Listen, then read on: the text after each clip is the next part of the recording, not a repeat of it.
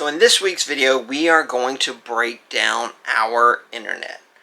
What internet we need, what providers we chose, how those providers are working, and how do we function as a full-time family on the road, me working full-time, Sarah homeschooling the kids wanting to play games, and hopefully some of what we've done will help you. Some of the things that we've learned over this past year will help you know what you might need. In our case, what you probably don't need. And then if you're looking to upgrade, what providers do we use and how have they worked for us? In addition to that, we stayed in Croton Point Park Campground in New York, which was an amazing park. We went to the Big Apple, but it is one of the most difficult parks to get to. The travel there is tough. There are roads where your rig can't go on.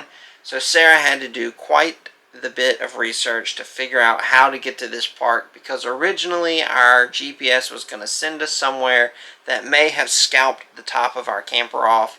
So stick around to the end of the video and we are going to break down how we got to that park, what we did in New York, and hopefully it helps you. If you're heading to that park, stick around to the end and you'll find out some pointers. But let's get into the internet and how we make it all work. If you're considering this lifestyle, full-time, living in an RV, then you're going to need to figure out one major thing. It's the internet.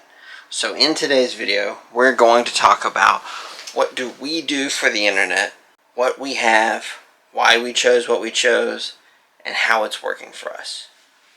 Now, obviously, we are not internet experts, but I will go through what we decided we need, the kind of work, playing, school, what we use it for, what we have, how it's gone, and hopefully all of that information will help you decide maybe what you need to do for your internet. So let's start with the three main things. One of them is latency. And I don't know that you can really control latency. From my understanding, it's basically the time it takes in between your connections. And I don't know that you can really influence that. But what can we do is select providers that give us adequate upload and download speed. Just a quick clarification of what those are.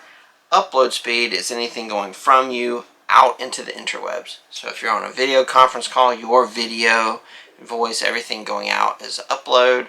If you send an email with attachments, that's all upload. And then download is anything that's out there on the interwebs that's coming into you. So video calls coming into you, downloading reports, pulling up a website and the page loading, all of that is download speed. From the research that I've done, for a typical remote job, whatever that means, the minimum speeds that you need are 1 megabit per second upload and 10 megabits per second download, which is not as much as I would have thought when we first started out. So let's start with our family. What do we need internet for? We need internet for two critical reasons. One is work. We are funded entirely by my job. I work full-time. It's a traditional style office job. So we have to have internet for me to work. I cannot go without the internet. So that's one. The second thing is that Sarah homeschools our kids. And yes, most of their work is in books, but a lot of it is on the computer, especially typing and some of those things. It's on the computer. So those are the two critical things that we have to have. Now, there are things that we want, but we don't necessarily need. One, we need internet now for the YouTubes, which we didn't need that when we started. The other thing is the kids have Nintendos. We've got PlayStations. They want to get on there. We also have TVs, obviously. We want to watch movies, stream, things like that. During sports season, I want to be able to watch state games. So we want internet for those things, but at the end of the day, if we can't watch a movie, if we can't play video games somewhere we go, it's fine. As long as we can do school and we can do work, we're okay.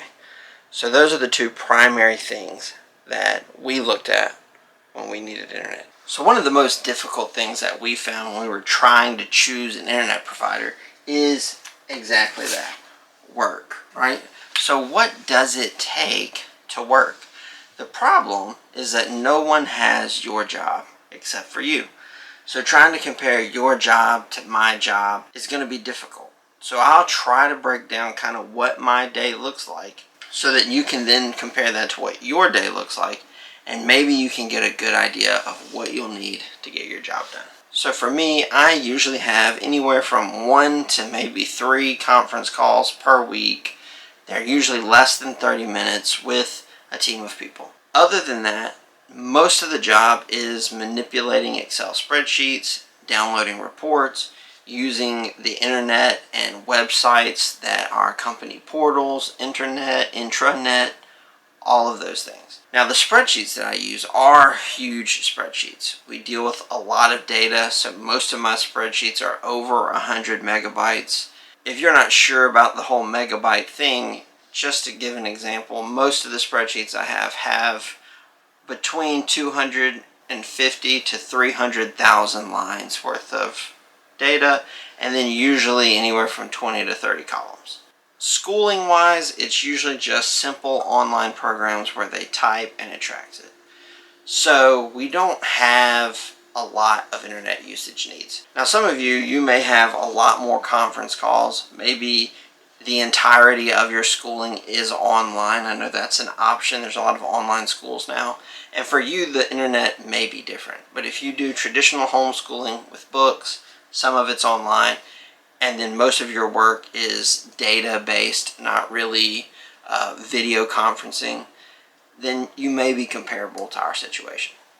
So for us, I said that average is 1 upload, 10 download. We usually get more than that, but even when we've had lower, I have not had an issue working.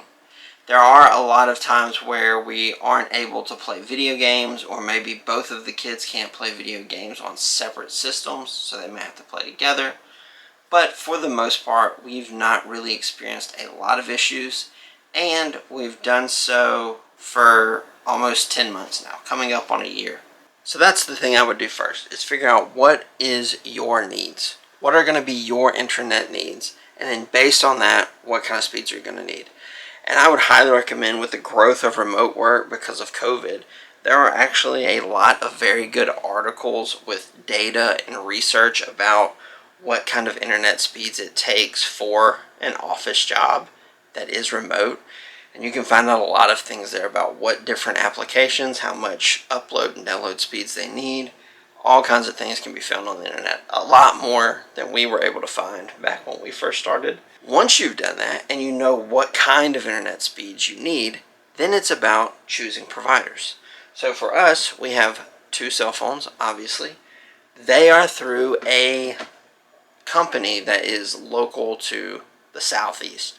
So once we get out of the southeast, the phones really aren't that reliable, and the hotspots are not effective enough for me to work on. So we had to go with other internet providers. So we looked into all of them, and the first one that we settled on was T-Mobile. We heard a lot of good things about T-Mobile. If you look at their coverage maps, they're really good with T-Mobile. There's a lot of coverage. So we just got the standard tower. So you can see this junky drawer. This is where a lot of our electronics hide. But we got this tower, and I don't know, I'm not sure the exact name of that tower. Maybe Sarah can put it on the screen. But we got that tower, and that was what we set off with when we first went. And the way we tested it out is we went and got the tower. I loaded it up in the truck, and then I literally drove to local RV parks around our house and even into the middle of the woods, and I sat in the parking lot and worked. And it worked everywhere I went. A lot of coverage, so we thought, perfect. If you've done any traveling, you know you lose service all over. So T-Mobile may be great, but it's not going to work everywhere. So we did go and get a backup Verizon hotspot that, fortunately, we've not had to use too much because hotspots are a little shoddy when it comes to the work, at least for me. So we haven't had to use it too much, but it is an option. And then we got a third phone that Lucas uses mainly just to watch videos or whatever, and that is through AT&T, which we can also use through a hotspot, but we often use it for navigation. So if our cell phones aren't working, We usually will pull up the GPS on his phone and then use it that way. The other thing that we did as a backup is we got Starlink. Now it's pretty new to us. We take the wire and it goes underneath the camper and into the bay where a lot of our drains are. So the Starlink, the router is underneath the camper in the underbelly, which I feel like would give us bad signal, but actually we get pretty good signal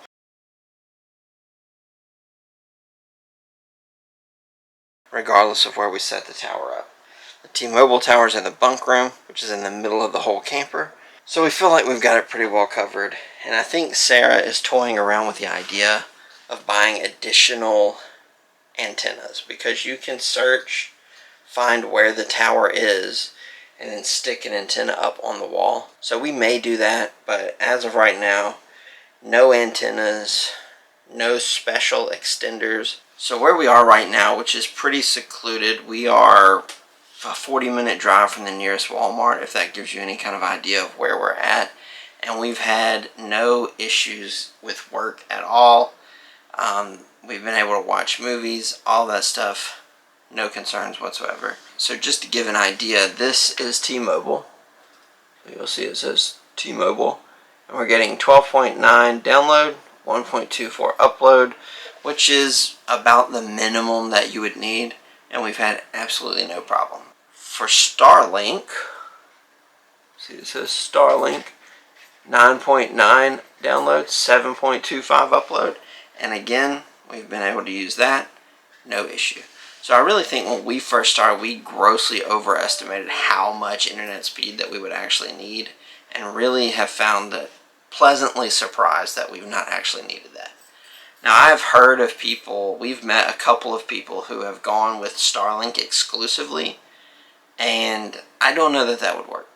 They've had no problems, but if you're anywhere where there are trees and it cuts out every so often, that will not work if you're going to do a lot of conference calls. So just something to think about. So first, what kind of internet are you going to need? What's the essentials? Second, what are you going to use? So for us, T-Mobile, Starlink, with some backups from AT&T or Verizon. The third thing is to plan your trips around the internet. So the way that we do it, Sarah researches our route. We have a general idea of where we want to go. RV Life Pro will give you a radius of, however long you want to drive. Sarah looks at all the parks in the direction that we want to go, and then starts researching price and internet connection. You can go to RV Life Pro, you can look at the internet connection. It will tell you which providers have good service there. You can read reviews where people have put their actual speeds in there. And then you can take that park, go to Campendium, and do the same exact research there to see what are people saying about that park. Additionally, Sarah's on a ton of Facebook groups, which we've said multiple times. You should be on those Facebook groups. Even if you're not highly active, you can go on those groups and read what everyone's talking about and learn so much. And so she will go there and see, and a lot of times people will say, hey, this park, there's an A section, a B section, and a C section. If you want great internet, you need to be in C. So then when we get to the park, we look where is C at, and then we'll try to go there. Also, we'll ask at the desk, like, hey, is there a particular place that has the best internet? So research it out. Plan where you're going to go, and go places where you know you're going to be safe with the internet. So now for the most important part. What have we learned in this year of traveling that we can impart to you, so that if you're trying to figure out what kind of internet you need, or you're trying to upgrade your internet, what has worked for us? So one of the things that we've learned is that we have not needed a booster. Additionally, we've not needed any antennas. They may make it better, but I think if you're just starting out, I wouldn't worry about getting boosters, extenders, and antennas and all of these things. Try it first, and then if you need to buy those things, then go buy those things. Second thing, and I already mentioned it, but Starlink, you need clear skies. We have had parks where there are a lot of trees, and we have had spotty service. Now, it works good when it's working, but if it goes out every so often, it does cause issues, especially if you're on video conferencing. If you need constant connection, you may want to have one alternative backup and maybe just do your conference calls on the backup and then most of your work on the Starlink. Another thing is campsite Wi-Fi. And you'll need to check with your company, but depending on the work that you do, a lot of companies will only let you work on secured networks. Because there's a lot of company information out there, they don't want that company information stolen or any kind of scams or spam attacks. And so you will have to use a secured internet. And a lot of the campsite Wi-Fi is not secured. So for instance, me, I cannot use campsite Wi-Fi. So while you can use campsite Wi-Fi for TV, streaming stuff, watching movies, playing games, if you're going to hope that it's okay for work, check it first. Go somewhere where you know there's unsecured Wi-Fi and try logging on. Another thing is that we've discovered we do not need nearly the speeds we thought we were going to need. Of course, we have no idea. We're not internet experts. We thought we were going to need really high speeds. I use incredibly large spreadsheets, conference calls. There's a lot of data work, and the computer can get slow even with good speeds. So I thought we were going to need astronomical speeds. That has not been the case, and we've actually been able to get away with really low speeds at times and still be able to work. Now, sometimes it does mean that I work and everyone else just has to wait until the afternoons to play games and watch movies, but as far as the critical things, we've had minimal issues, even with slow internet speeds. Another thing is park selection. If you choose the right parks and you do your research, internet really is a minimal issue. You simply need to find the parks that support the providers you have and go to those parks. Where are the towers for T-Mobile? Where can we get a site that's clear so Starlink will work? Choose them appropriately, choose good sites within those parks, and you really should not have a lot of issues with your internet. And then the last thing that we've learned, and this is not really something that we've learned, but as an HR employee, I am telling you right now, research your company policies. There are companies out there that have policies about internet speeds, they have policies about how much connection you need to have, all kinds of things, and the last thing that you want is a slow internet connection, giving you issues at a workplace that has policies requiring certain internet speeds. Find internet speeds that match those policies so that if something goes sideways, you can say, well, hey, look, I've got the internet speeds I'm supposed to have, so it's obviously a system problem that's causing these issues.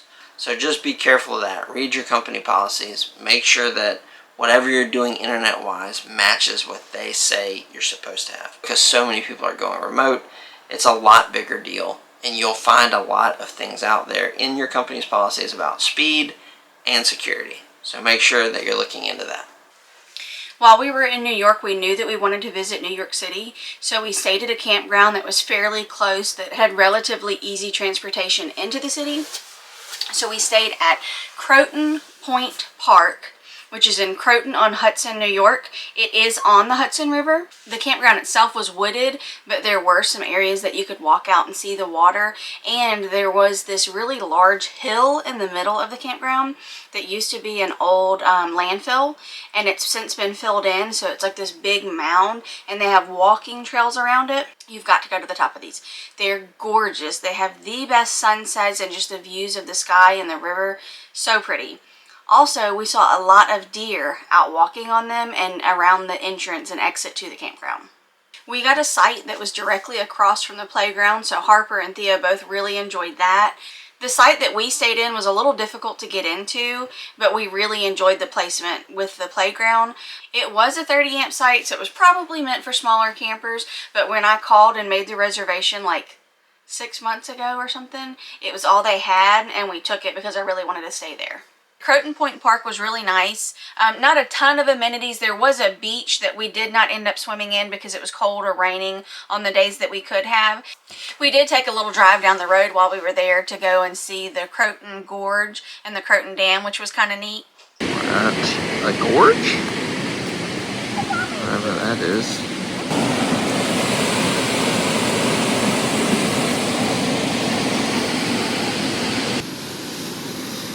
And that is really far down there. Like, there's a guy right there. Look at that. I don't know what body of water that is. Got it all blocked off. Starts this river on this side.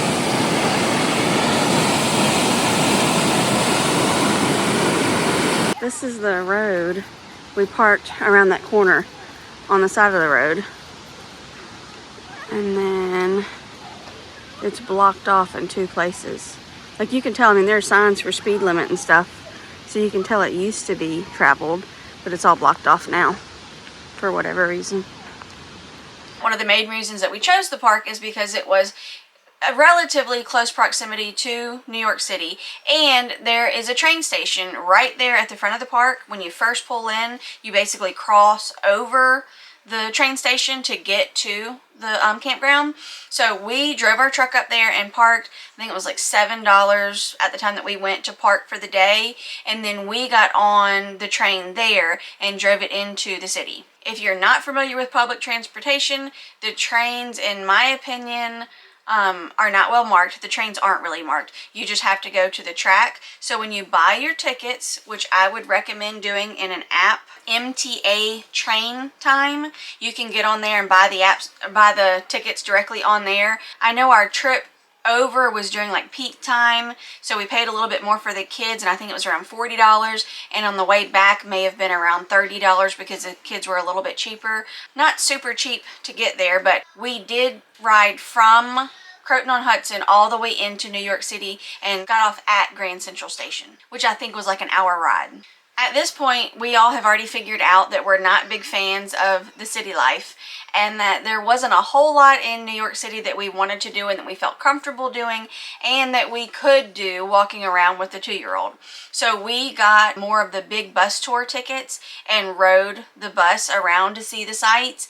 One thing that we did want to do, though, was go see the Statue of Liberty. We were going to get a ticket for the actual ferry that brings you onto the island and do all of that. I ended up researching a little bit more and decided that we were just going to take the Staten Island ferry. So we went to the Staten Island ferry, and it's free. We rode it across to Staten Island. We got off, we went to the doors, and we got back on the Staten Island ferry, and we rode it back across to the city. We got pretty good views of the Statue of Liberty, and everybody was pleased with the amount that we saw, and, you know, getting to ride it and seeing the city line and, you know, the cityscape and all. It was pretty neat and free. We also walked to and through Times Square during the day. It wasn't quite as lively as we expected, but I guess maybe at night it's more's going on.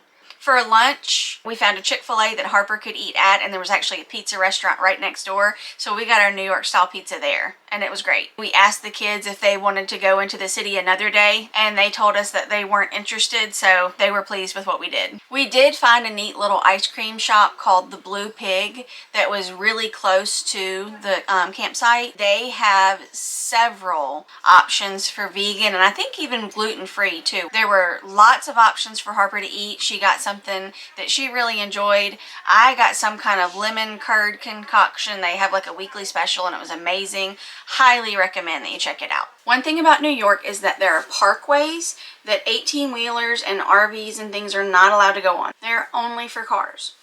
The first path that RV Life Pro gave us has a parkway on it. So I did some research, and I found a route that I felt like was a little better. It had us leaving the KOA in the Philadelphia area, going up and crossing the George Washington Bridge. We didn't like the idea of trying to cross the George Washington Bridge. For one, the tolls are really expensive. I think it would have been like $70, $80 for us to cross. But also, we've heard that, you know, it's just not easy to get across, not something you want to take your big rig on, and you're going to have city-type traffic on it. I was really nervous about this drive. Clint was pretty nervous. I'd read a ton of horror stories and researching exactly how to get to this campground. I called the campground to get their advice, and I couldn't get an answer or a call back, so I was pretty nervous. I did drive this route with Google Street View before we went, so I did know that there was going to be a low overpass. We left the KOA that was near Philadelphia on 295. We went over to 206 and got on that. Did the 206 bypass. The low clearance was somewhere in here. It was 13 feet 8 inches, and we're around 13 feet 4 inches, so I knew we would make it fine. So then we got onto 287, and we drove that all the way up to I-87, and we drove that over the Hudson River. There was a toll on that bridge. I think it was like $15 though, so nowhere near the like $80 for the George Washington Bridge. After we crossed over, we got off pretty quickly on exit 9 to take Route 9 north. I looked on the New York Department of Transportation website, and it says that Route 9 can be used as a through truck route as long as you don't get within like a mile off of the street, I think it said. There was a lot of like downtown city areas with like on-street parking, so it was really tight in some places, but we made it. Once we got up to Croton-on-Hudson, it was no problem to turn off and turn into the campground, and we were safe. When we left Croton Point Campground, the day before, we scouted out a different path. When we left there, we were going to Gateway to Cape Cod, Massachusetts. So we went north on Route 9 all the way up to Fishkill to get onto Interstate 84. That drive on Route 9 was a lot easier than the southern portion that we took. If we were to go back and take the drive in from Philadelphia to the campground, we probably would have taken 87 all the way up to I-84 there and crossed over there, because it looked like it would have been a much easier drive for us. We were really nervous about that drive. Ton of anxiety, didn't know what we were going to find. We were scared of accidentally turning off on a parkway because we'd heard all these horror stories. So I wanted to make sure and give you exactly what route we took, what worked out for us. If you guys have any questions, if you're taking a similar path, let us know, and we will do our best to remember and answer anything we can.